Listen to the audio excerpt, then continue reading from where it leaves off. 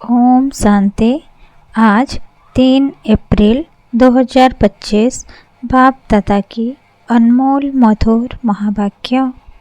मीठे बच्चे, तुम्हारा यह नया झाड़ बहुत मीठा है। इस मीठे झाड़ को ही कीड़े लगते हैं।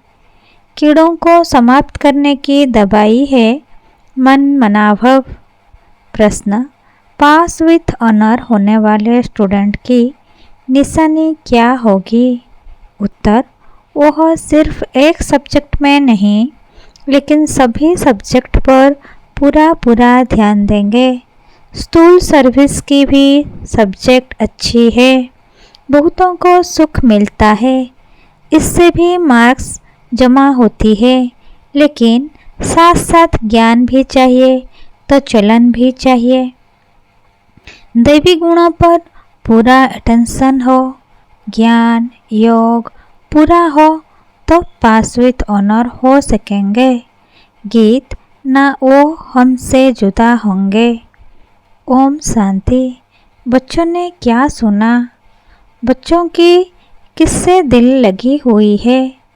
गाइड से। गाइड क्या क्या दिखलाते हैं? स्वर्ग में जाने का गेट दिखलाते हैं। बच्चों को नाम भी दिया है, गेटवे टू हेवन। स्वर्ग का फाटक कब खुलता है? अभी तो हेल है ना। हेवन का फाटक कौन खोलते हैं और कब, यह तुम बच्चे ही जानते हो। तुमको सदैव खुशी रहती है। हेवन में जाने लिए रास्ता तुम जानते हो। मेले प्रदर्शनी द्वारा तुम यह दिखलाते हो कि मनुष्य स्वर्ग के द्वार कैसे जा सकते हैं। चित्र तो तुमने बहुत बनाया है। बाबा पूछते हैं, इन सब चित्रों में कौन सा ऐसा चित्र है जिससे हम किसको भी समझा सकें कि यह है स्वर्ग में जाने का गेट? गोले सृष्टि चक्र के चित्र में स्वर्ग जाने का गेट सिद्ध होता है। यही राइट है। ऊपर में उस तरफ है नरक का गेट, उस तरफ है स्वर्ग का गेट, बिल्कुल क्लियर है। यहाँ से सब आत्माएं भागती हैं शांति धाम, फिर आती है स्वर्ग में। यह गेट है। सारे चक्र को भी गेट नहीं कहेंगे। ऊपर में जहाँ संगम दिखाया है वह है पूरा गेट, जिससे आत्माएं निकल जाती हैं, फिर नई दुनिया में आती है। बाकी सब शांति धाम में रहती है। कांटा दिखाता है यह नरक है, वह स्वर्ग है। सबसे अच्छा फर्स्ट क्लास समझाने का यह चित्र है, बिल्कुल क्लियर है। गेटवे टू हेवन, यह बुद्धि से समझने की बात है ना। अनेक धर्मों का विनाश और एक धर्म की स्थापना हो रही है। तुम जानते हो हम सुखधाम में जाएंगे, बाकी सब शांति धाम में चले जाएंगे। गेट तो बड़ा क्लियर है। यह गोला ही मुख्य चित्र है। इसमें नरक का द्वार स्वर्ग का द्वार बिल्कुल क्लियर है। स्वर्ग के द्वार में जो कल्प पहले गए थे वही जाएंगे, बाकी सब शांति द्वार चले जाएंगे। नरक का द्वार बंद हो शांति और सुख का द्वार खुलता है। सबसे फर्स्ट क्लास चित्र यह है। बाबा हमेशा कहते हैं त्रिमूर्ति, 2 गोले और यह चक्र फर्स्ट क्लास चित्र है। जो भी कोई आए उनको पहले इस चित्र पर दिखाओ स्वर्ग में जाने का यह गेट है, यह नरक, यह स्वर्ग। नरक का भी विनाश होता है, मुक्ति का गेट खुलता है। इस समय हम स्वर्ग में जाएंगे, बाकी सब शांति धाम में जाएंगे। कितना सहज है। स्वर्ग द्वार सभी तो नहीं जाएंगे, वहाँ तो इन देवी देवताओं का ही राज्य था। तुम्हारी बुद्धि में है स्वर्ग द्वार चलने के लिए अभी हम लायक बने हैं। जितना लिखेंगे पढ़ेंगे होंगे नवाब, रूलेंगे पीलेंगे तो होंगे खराब। सबसे अच्छा चित्र यह गोले का है। बुद्धि से समझ सकते हैं। एक बार चित्र देखा फिर बुद्धि से काम लिया जाता है। तुम बच्चों को सारा दिन यह ख्याल चलते चाहिए कि कौन सा चित्र मुख्य है, जिस पर हम अच्छी रीति समझा सकते हैं। गेटवे टू हेवन, यह अंग्रेजी अक्षर बहुत अच्छा है। अभी तो अनेक भाषाएं हो गई है। हिंदी अक्षर हिंदुस्तान से निकला है। हिंदुस्तान अक्षर कोई राइट नहीं है। इसका असूल नाम तो भारत भी है। भारत खंड कहते हैं। यह तो गलियों आदि में के नाम बदले जाते हैं। खंड का नाम थोड़े ही बदला जाता है। महाभारत अक्षर है ना, सब में भारत ही याद आता है। गाते भी हैं भारत हमारा देश है। हिंदू धर्म कहने से भाषा भी हिंदी कर दी है। यह है अनराइटियस। सतयुग में था सच ही सच, सच पहनना, सच खाना, सच बोलना। यहाँ सब झूठ हो गया है। तो यह गेटवे टू हेवन अक्षर बहुत अच्छा है। चलो हम आपको स्वर्ग जाने का गेट बताएं। कितनी भाषाएं हो गई है। बाप तुम बच्चों को सद्गति की श्रेष्ठ मत देते हैं। बाप की मत के लिए गायन है उनकी गतमत न्यारी। तुम बच्चों को कितने सहज मत देते हैं। भगवान की श्रीमत पर ही तुमको चलना है। डॉक्टर की मत पर डॉक्टर बनेंगे। भगवान की मत पर भगवान भगवती बनना होता है। हे भी भगवान उवाच, इसलिए बाबा ने कहा था पहले तो यह सिद्ध करो भगवान किसको कहा जाता है। स्वर्ग के मालिक जरूर भगवान भगवती ही ठहरे। ब्रह्म में तो कुछ है नहीं। स्वर्ग भी यहाँ, नरक भी यहाँ होता है। स्वर्ग नरक दोनों बिल्कुल न्यारे हैं। मनुष्यों की बुद्धि बिल्कुल तमो प्रधान हो गई है। कुछ भी समझते नहीं है। सतयुग को लाखों वर्ष दे दिया है। कलयुग के लिए कहते हैं 40,000 वर्ष पड़े हैं। बिल्कुल ही घोर अंधियारे में है। अभी तुम बच्चे जानते हो बाप हमको हेवन ले जाने के लिए ऐसा गुणवान बनाते हैं। मुख्य फुरना ही यह रखना है कि हम स्वतः प्रधान कैसे बने। बाप ने बताया है मामे कम याद करो। चलते फिरते काम करते बुद्धि में यह याद रहे आशिक मासूक भी कर्म तो करते हैं ना। भक्ति में भी कर्म तो करते हैं ना। बुद्धि में उनकी याद रहती है। याद करने के लिए माला फेरते हैं। बाप भी घड़ी घड़ी कहते हैं मुझ बाप को याद करो। सर्वव्यापी कह देते तो फिर याद किसको करेंगे। बाप समझाते हैं तुम कितने नास्तिक बन गए हो। बाप को ही नहीं जानते हो। कहते भी हो ओ गॉड फादर, परंतु वो है कौन यह जरा भी पता नहीं है। आत्मा कहती है ओ गॉड फादर, परंतु आत्मा क्या है। आत्मा अलग है। उनको कहते हैं परमात्मा अर्थात सुप्रीम, ऊंचते ऊंच सुप्रीम सोल परमात्मा। एक भी मनुष्य नहीं जिसको अपनी आत्मा का ज्ञान हो। मैं आत्मा हूँ, यह शरीर है। दो चीज़ तो है ना।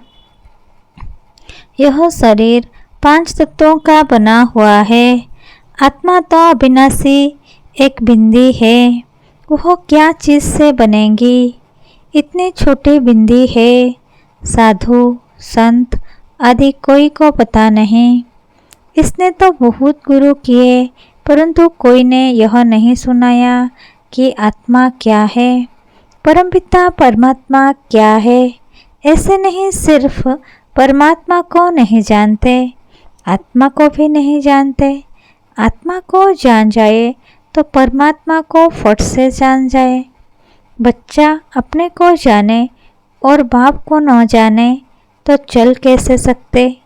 तुम तो भी जानते हो आत्मा क्या है, कहाँ रहती है। डॉक्टर लोग भी इतना समझते हैं वह सूक्ष्म है, इन आँखों से देखी नहीं जाती। फिर शीशे में भी बंद करने से देख कैसे सकेंगे। दुनिया में तुम्हारे जैसी नॉलेज कोई को नहीं है। तुम जानते हो आत्मा बिंदी है, परमात्मा भी बिंदी है। बाकी हम आत्माएं पतित से पावन, पावन से पतित बनती है। वहाँ तो पतित आत्मा नहीं रहती है, वहाँ से सब पावन आते हैं, फिर पतित बनते हैं, फिर बाप आकर पावन बनाते हैं। यह बहुत ही सहज से सहज बात है। तुम जानते हो हमारी आत्मा 84 का चक्र लगाए अब तमो प्रधान बन गई है। हम ही 84 जन्म लेते हैं, एक की बात नहीं है। बाप कहते हैं मैं समझाता इनको हूँ, सुनते तुम हो। मैंने इनमें प्रवेश किया है, इनको सुनाता हूँ, तुम सुन लेते हो। यह है रथ। तो बाबा ने समझाया है नाम रखना चाहिए गेटवे टू हेवन। परंतु इसमें भी समझाना पड़े कि सतयुग में जो देवी देवता धर्म था वह अब प्राय लोप है, कोई को पता नहीं है। क्रिश्चियन भी पहले सतोप्रधान थे, फिर पुनर्जन्म लेते लेते तमोप्रधान बनते हैं। झाड़ भी पुराना जरूर होता है। यह वैरायटी धर्मों का झाड़ है। झाड़ के हिसाब से और सब धर्म वाले आते ही पीछे हैं। यह ड्रामा बना बनाया है। ऐसे थोड़े ही कोई को टर्न मिल जाएगा सतयुग में आने का नहीं। यह तो अनादि खेल बना हुआ है। सतयुग में एक ही आदि सनातन प्राचीन देवी देवता धर्म था। अब तुम बच्चों की बुद्धि में है कि हम स्वर्ग में जा रहे हैं। आत्मा कहती है हम सतोप्रधान है तो घर कैसे जाएंगे, स्वर्ग में कैसे जाएंगे। उसके लिए सतोप्रधान बनने की युक्ति भी बाप ने बतलाई है। बाप कहते हैं मुझे ही पतित पावन कहते हैं। अपने को आत्मा समझ बाप को याद करो। भगवान उबाच लिखा हुआ है। यह भी सब कहते रहते हैं। क्राइस्ट से इतने वर्ष पहले भारत हेवन था, परंतु कैसे बना फिर कहाँ गया यह कोई नहीं जानते। तुम तो अच्छी रीति जानते हो। आगे यह सब बातें थोड़े ही जानते थे। दुनिया में यह भी किसको पता नहीं कि आत्मा ही अच्छी व बुरी बनती है। सभी आत्माएं बच्चे हैं, बाप को याद करते हैं। बाप सभी का मासूक है, सभी आशिक है। अभी तुम बच्चे जानते हो वह मासूक आया हुआ है, बहुत मीठा मासूक है। नहीं तो सभी उनको याद क्यों करते। कोई भी ऐसा मनुष्य नहीं होगा जिसके मुख से परमात्मा का नाम नहीं निकले। सिर्फ जानते नहीं है। तुम जानते हो आत्मा अशरीरी है। आत्माओं की भी पूजा होती है ना। हम जो पूज्य थे वह फिर अपनी ही आत्मा को पूजने लगे। हो सकता है आगे जन्म में ब्राह्मण कुल में जन्म लिया हो। श्रीनाथ को भोग लगता है, खाते तो पुजारी लोग हैं। यह सब है भक्ति मार्ग। तुम बच्चों को समझाना है स्वर्ग का फाटक खोलने वाला बाप है, परंतु खोले कैसे, समझावे कैसे। भगवान उबाच है तो जरूर शरीर द्वारा बाच होगी ना। आत्मा ही शरीर द्वारा बोलती है, सुनती है। यह बाबा रेज़गारी बनाते हैं, बीज और झाड़ है। तुम बच्चे जानते हो यह नया झाड़ है, आहिस्ते आहिस्ते फिर वृद्धि को पाती है। तुम्हारे इस नए झाड़ को कीड़े भी बहुत लगते हैं, क्योंकि यह नया झाड़ बहुत मीठा है। मीठे झाड़ को ही कीड़े आदि कुछ ना कुछ लगते हैं, फिर दवाई दे देते हैं। बाप ने भी मन मनाभव की दवाई बहुत अच्छी दी है। मन मनाभव ना होने से कीड़े खा जाते हैं। कीड़े वाली चीज़ क्या काम आएगी, वह तो फेंकी जाती है। कहाँ उच्च पद कहाँ नीच पद, फर्क तो है ना। मीठे बच्चों को समझाते रहते हैं, बहुत मीठे मीठे बनो, कोई से भी लून पानी ना बनो, खिरखंड बनो। वहाँ शेर बकरी भी खिरखंड रहते हैं, तो बच्चों को भी खिरखंड बनना चाहिए। परंतु कोई की तकदीर में ही नहीं है, तो तदबीर भी क्या करें, नापास हो जाते हैं। टीचर तो पढ़ाते हैं, तकदीर ऊंच बनाते टीचर तो पढ़ाते हैं तकदीर ऊंच बनाने। टीचर पढ़ाते तो सबको हैं, फर्क भी तुम देखते हो। स्टूडेंट क्लास में जान सकते हैं कौन किस सब्जेक्ट में होशियार है। यहाँ भी ऐसे हैं। स्कूल सर्विस की भी सब्जेक्ट तो है ना, जैसे भंडारी है, बहुतों को सुख मिलता है, कितना सब याद करते हैं। यह तो ठीक है, इस सब्जेक्ट से भी मार्क्स मिलती है, लेकिन पास विथ ऑनर होने के लिए सिर्फ एक सब्जेक्ट में नहीं, सब सब्जेक्ट में पूरा ध्यान देना है। ज्ञान भी चाहिए, चलन भी ऐसे चाहिए, दैवी गुण भी चाहिए, अटेंशन रखना अच्छा है। भंडारी के पास भी कोई आए तो कहे, मन मनाभव, शिव बाबा को याद करो तो विकर्म विनाश होंगे और तुम स्वर्ग के मालिक बन जाएंगे। बाप को याद करते औरों को भी परिचय देते रहें। ज्ञान और योग चाहिए, बहुत इजी है। मुख्य बात है ही यह, अंधों की लाठी बनना है। प्रदर्शनी में भी किसको ले जाओ, चलो हम आपको स्वर्ग का गेट दिखाएं। यह नर्क है, वह स्वर्ग है। बाप कहते हैं, मुझे याद करो, पवित्र बनो, तो तुम पवित्र दुनिया के मालिक बन जाएंगे। मन मनाभव, हूबहू तुमको गीता सुनाते हैं, इसीलिए बाबा ने चित्र बनाया है। गीता का भगवान कौन, स्वर्ग का गेट कौन खोलते हैं, खोलता है शिव बाबा। श्री कृष्ण उस गेट से पार करता है। मुख्य चित्र है ही दो, बाकी तो रेज़गारी है। बच्चों को बहुत मीठा बनना है, प्यार से बात करनी है। मनसा वाचा कर्मणा सबको सुख देना है। देखो भंडारी सबको खुश करती है, तो उनके लिए सौगात भी ले आते हैं। यह भी सब्जेक्ट है ना, सौगात आकर देते हैं। वह कहती है, हम तुमसे क्यों लूं, फिर तुम्हारी याद रहेगी। शिव बाबा के भंडारे से मिलेगा तो हमको शिव बाबा की याद रहेगी। अच्छा, मीठे मीठे सिखले थे बच्चों प्रति माता पिता बाप दादा का याद प्यार और गुड मॉर्निंग। रूहानी बाप की रूहानी बच्चों को नमस्ते। हम रूहानी बच्चों की रूहानी माता पिता बाप दादा को याद प्यार गुड मॉर्निंग और नमस्ते नमस्ते नमस्ते। शुक्रिया बाप दादा, शुक्रिया।